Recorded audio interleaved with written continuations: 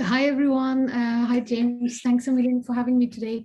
So I think for me, it was the other way around. You made us feel welcome, not the other way around, because when we sort of started to build a relationship between our department and the prison education unit, you had already had this previous expertise and relationship and experience. So your sharing of your learning and coming along with us helped us hugely.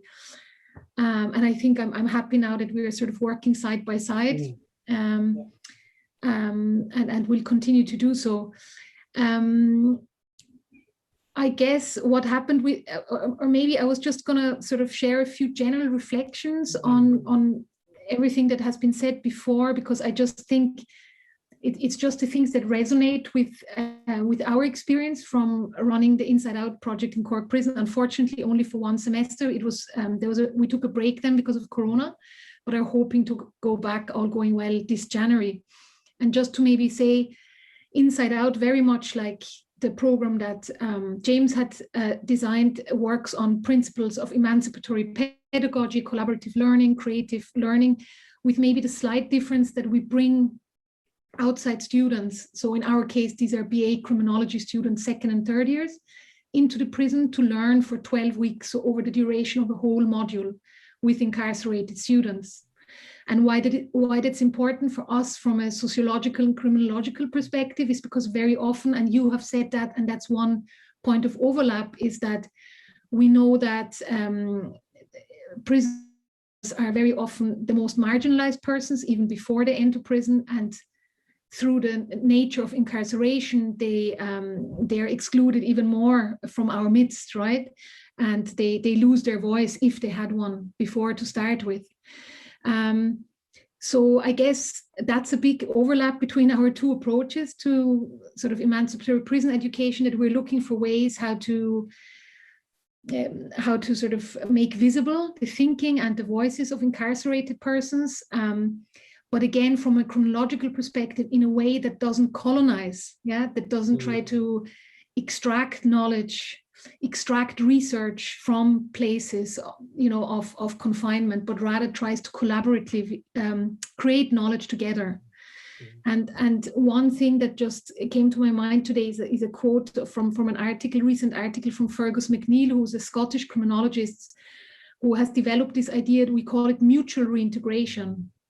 So rather than thinking about prisoners as others who are ultimately released into freedom and have to reintegrate into society, we have to think about reintegration as a mutual process that puts the onus on us, the outsiders, as well, to first of all think about why do we live in societies that need prisons, and why do we punish very often poverty-related crimes, and are there alternatives to this? So I think this element of mutuality, and that's what I really liked about your booklet as well. You had this element there where you reflected on your own position as an outside teacher and how you learned from the inside teachers, but also that you had to build a relationship with inside students. That also really resonated with me. And just to come back to Fergus McNeill and mutual reintegration, he talks about collaboration before collaborative research. And I think this is really, at universities, we're always interested in research-led teaching and so on and so forth. But I think what your process together with Therese and the prison education unit and the art in there really shows how we can possibly gain more insights into what we call the pains of incarceration, or how we can make visible voices, but in a way that doesn't extract knowledge, but that actually co-produces it. So I think that's these are sort of very much our commonalities. And maybe just one thing that you said, I put it here in a big box. You talked about that everything that you do is about hopefulness. And that's the one thing I remember from the first time we entered Cork Prison. You go through the sort of main areas where the landings are. And again, it's a very modern, nice, bright prison, so to say. But once you enter the education wing, it's completely different again.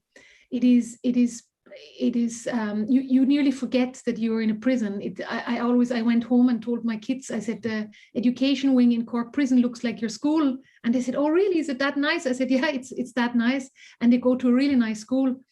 So I think the prison education unit, there is a real, you can sense emotionally how it's a space for respite. And I've just, unfortunately, Therese and I wanted to work a bit more closely together at the end of Inside Out, but we had to go into lockdown because of Corona, so we could never enter that phase where we were going to sort of some students were going to create some art pieces based on our learning around criminal and social justice as well. But what I noticed in between, because when you go to the bathroom or you walk around the corridors and so on, is the really very, within its limitations, the very democratic and friendly space that Therese and her colleagues have created in these classrooms, and it's a sense of this mutual practice of respect that can hopefully then also lead to this mutual reintegration. I'm being very airy-fairy here, but I'm trying to say that the art practice that you guys work on, the visual thinking that you do, very much connects with sort of the intellect, but also with the heart. And that's sort of what I was really, that's what I was really moved. How does one listen before one acts? Because I think often one has to listen to partners before you actually act. And you speak beautifully there, Katharina, the idea of, when we think about decolonizing, should we also think about decolonizing research, that we are not just researching people as objects, but rather work together with the community in partnership, where we are listening, and so that the questions that emerge from participatory action research within communities are actually grounded within the community action and emerge from that activity. And I know this is something that UCC, in particular through civic and community engagement, is very keen to foster and promote. And that very much is what we were trying to do, I think, within the microcosm of this learning partnership. So thank you very much, Katharina. And I'm just wondering, Maggie, before this is the last question, and then we'll open it to the participants who might have their own questions that we could tease out in more detail. So the final question, Maggie, is, what's the future? Where do you think we could go? And give us a view of where you think we could develop this project further. Okay, well, I would love to give you a hopeful answer. And in part it is, of course, because, brilliant people are doing fantastic work with the principles of participatory research underpinning the work, inclusion, participation, valuing all voices, and then action-oriented interventions like this wonderful artwork that really makes us engage, think, and, as you say, listen, not just respond, but listen. And listening, obviously, to understand, so we get a better, richer sense of, the experiences, the lived experiences of the people who've made this wonderful work. But I think I would take a sort of step back and say, I think one thing that we need to think about, we need to address, because, this is a fabulous project. The Inside Out is a fabulous project. But we need to think about the institutional framework, and the extent to which the institutional framework helps or hinders the work. And, in terms of the kind of literature and experience, I've been in HE now. I'm very institutionalized. It's now 32 years as an academic. And I've seen a shift from, this kind of the hopes that I came in with, in relation to, a community dedicated to, teaching, learning, personal development, and also challenging some of these stereotypes, challenging the kind of class, race, gender differences, that was certainly very apparent when I entered HE. But I worry about the shift to measurement as value and the kind of shift to competition.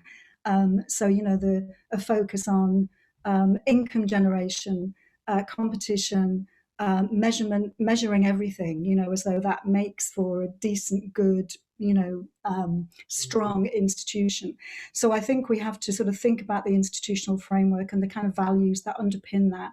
And hopefully, my feeling is, my experience is that the kind of dialogic, relational values are very present at UCC, just as they are very present, as Katharina has really eloquently outlined, in our experience of education and indeed Cork Prison, through the work that Therese and Adele and the others are doing there.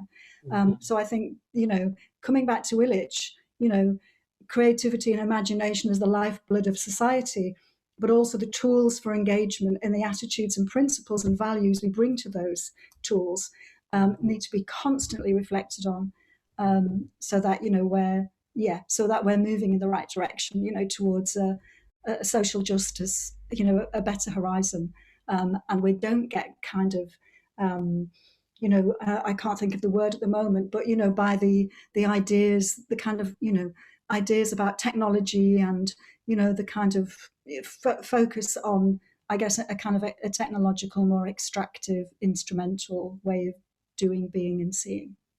We've now put in place a programme in the Glen Resource Centre as well to facilitate kind of an art class there as well in the afternoons. Mary Timmins is doing that. Then on the other hand, I'm doing a post-release. I'm facilitating a post-release. Post-release it just started about 5 weeks ago, but we have 3 or 4 students coming to us, and it's going to be a bumpy ride because it's very new, but we're very hopeful that it'll be a huge success. Mm-hmm. Mm-hmm. Well, thank you so much, Therese. And can I also just finally thank the National Forum, who have been so supportive in terms of financial assistance. Without their support, we couldn't have got this initially off the ground. So sincere thanks to the National Forum for all their work.